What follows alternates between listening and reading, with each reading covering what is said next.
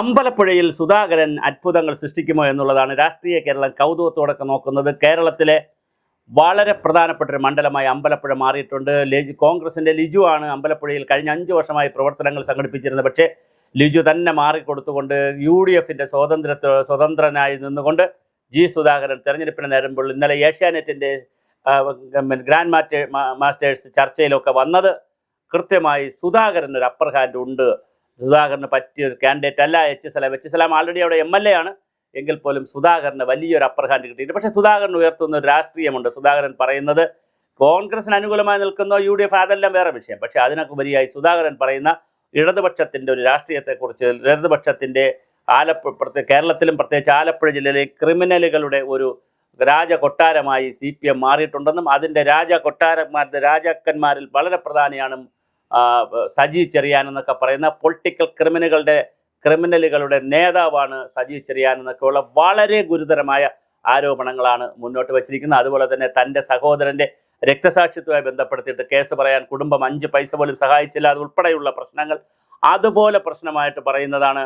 ആലപ്പുഴയിൽ P കൃഷ്ണപിള്ളയുടെ സ്മാരകം തകർത്ത കഥ, അതുപോലെ തന്നെ അവിടെ ഒരു ഓട്ടോറിക്ഷ ഡ്രൈവറെ കൊന്ന കഥ, അങ്ങനെ വലിയ ബോംബുകളാണ്, ചെറിയ ബോംബുകളല്ല, നനഞ്ഞ പടക്കങ്ങളല്ല സുധാകരൻ പുറത്തുവിടുന്നത്, വലിയ ബോംബുകളാണ് പുറത്തുവിടുന്നത്. ഒരു കാലഘട്ടത്തിൽ ഗൗരിയമ്മ കേരളത്തിലെങ്ങും കേരള നാട്ടിൽ KR ഗൗരി നമ്മെ ഭരിക്കുമെന്ന് പറഞ്ഞ KR ഗൗരിയമ്മയെ നഖശികാന്തം വലിച്ചെറിഞ്ഞ CPMന് വലിയ തിരിച്ചടി കൊടുത്തുകൊണ്ട് KR ഗൗരിയമ്മ കേരളത്തിൻ്റെ മന്ത്രിതനെയായി, UDFിൽ മന്ത്രിയായി. ഇനി അത്ഭുതങ്ങൾ സംഭവിച്ചാൽ തീർച്ചയായിട്ടും സുധാകരൻ കേന്ദ്രത്തിൽ സ്റ്റേറ്റ് കാറിൽ അങ്ങോട്ടും ഇങ്ങോട്ടും പോകുന്നത് കാണേണ്ടി വരുമോ CPMന് എന്നുള്ളതാണ് കേരള രാഷ്ട്രീയം ഉറ്റുനോക്കുന്ന വലിയ കൗതുകം. സുധാകരൻ ജയിക്കുകയും ഒരിക്കൽ കൂടി പൊതുമരാമത്ത് വകുപ്പോ സഹകരണ വകുപ്പോ കൈകാര്യം ചെയ്യാനായിട്ട് മന്ത്രിയായി വരുമോ എന്നുള്ളതാണ് വളരെ രസകരമായ കാര്യം. ഇതിനിടയിൽ CP ജോൺ ജയിച്ചാൽ CP ജോൺ മന്ത്രിയാണെന്ന് പറയുന്നു. CP ജോൺ ജയിക്കുവാനുള്ള സാധ്യതയാണ് തിരുവനന്തപുരം മണ്ഡലത്തിൽ കാണുന്നതെന്നുള്ള ഒരുപാട് ചർച്ചകളും വന്നുകൊണ്ടിരിക്കുകയാണ്. അപ്പോൾ ഇങ്ങനത്തെ ചർച്ചകളും കാര്യങ്ങളൊക്കെ നടക്കുന്ന സമയത്ത് സുധാകരൻ അമ്പലപ്പുഴയിൽ ഉയർത്തുന്ന ഒരു മുദ്രാവാക്യമുണ്ട്, അമ്പലപ്പുഴയിൽ സുധാകരൻ ഉയർത്തുന്ന ഒരു രാഷ്ട്രീയമുണ്ട്. വളരെ കൃത്യമാണ് രാഷ്ട്രീയം. ഇടതുപക്ഷത്തിന് വലിയ സ്വാധീനമുള്ള പ്രദേശമാണ് സുധാകരൻ അവകാശപ്പെടുന്നത്. പക്ഷേ ഇടതുപക്ഷത്തിൻ്റെ മഹാഭൂരിപക്ഷം വോട്ടും സുധാകരൻ ജയിക്കുകയും ഒരു 10,000 വോട്ടെങ്കിലും BJPക്കാരുടെ ലഭിക്കുകയും കോൺഗ്രസ്സുകാരുടെ വോട്ട് ലഭിക്കുകയും ചെയ്തൊരു 90,000 വോട്ടിനെങ്കിലും ജി സുധാകരൻ ജയിക്കുമെന്നാണ്. പക്ഷേ സാധാരണ ജനങ്ങൾ അവിടെ ഇൻ്റർവ്യൂകളിലും മറ്റും പറയുന്നത് സുധാകരനെ അവർക്ക് വലിയ ഇഷ്ടമാണ്. വികസനത്തിൻ്റെ കാര്യമായാലും നിലപാടുകളുടെ കാര്യമായാലും രാഷ്ട്രീയത്തിലെ അഴിമതിയില്ലാത്ത, സ്വജനപക്ഷപാതമില്ലാത്ത വളരെ ഒരു ജെന്റിൽമാനായിട്ടാണ് സുധാകരനെ അമ്പലപ്പുഴപ്പർ കാണുന്നത്.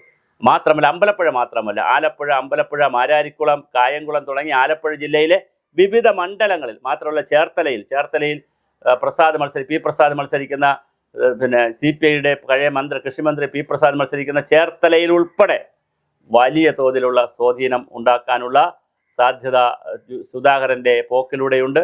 അപ്പോൾ ജി സുധാകരൻ എന്തായാലും ഇടതുപക്ഷത്തിനെ ലാൽസലാം പറഞ്ഞ് CPMനോട് ടാറ്റ പറഞ്ഞ് UDFിലേക്ക് പോയി UDFിൻ്റെ സ്വതന്ത്രനായി തെങ്ങൻ തോപ്പ് അടയാളത്തിൽ 4-5 തെങ്ങുകൾ ഉണ്ടായിരിക്കുമല്ലോ, തെങ്ങൻ തോപ്പിൻ്റെ അടയാളത്തിൽ മത്സരിക്കുമ്പോൾ തീർച്ചയായിട്ടും വലിയ ഭൂരിപക്ഷത്തിൽ സുധാകരൻ ജയിക്കാൻ സാധ്യതയുണ്ടെന്നാണ് റിപ്പോർട്ടുകൾ അമ്പലപ്പുഴയിൽ നിന്ന് വരുന്നത്. അങ്ങനെയാണെങ്കിൽ കേരള രാഷ്ട്രീയത്തിൽ മറ്റൊരു ചരിത്രം കൂടി സൃഷ്ടിക്കും. UDF വരികയാണെങ്കിൽ സുധാകരൻ മന്ത്രി കൂടെയായാൽ വീണ്ടും വലിയ ചരിത്രമായിരിക്കും UDFും സുധാകരനും സൃഷ്ടിക്കുന്നത്.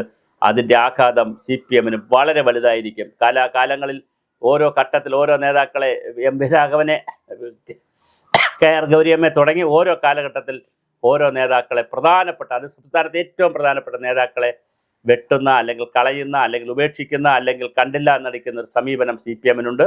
ആ സമീപനത്തിൻ്റെ അവസാനത്തെ ഇരയായിട്ടാണ് സുധാകരൻ വന്നിരിക്കുന്നത്. പക്ഷേ സുധാകരൻ ഇൻബോൺ ഫൈറ്ററാണ്, ജന്മം കൊണ്ട് തന്നെ ഒരു ഫൈറ്ററാണ്. അതുകൊണ്ട് തന്നെ അദ്ദേഹം പോരാളിയാണ്. അദ്ദേഹത്തിൻ്റെ പോരാട്ടം ഇന്നിപ്പോൾ താൻ 10-60 വർഷം നിന്ന് പ്രവർത്തിച്ച സംഘടനയ്ക്കെതിരെയാണെന്നുള്ളതിൻ്റെ കൗതുകം വളരെ വലുതാണ്.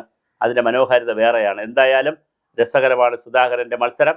ജി സുധാകരൻ അമ്പലപ്പുഴയിൽ ജയിക്കാനുള്ള സാധ്യതകളും തന്ത്രങ്ങളുമാണ് UDF പയറ്റുന്നത്.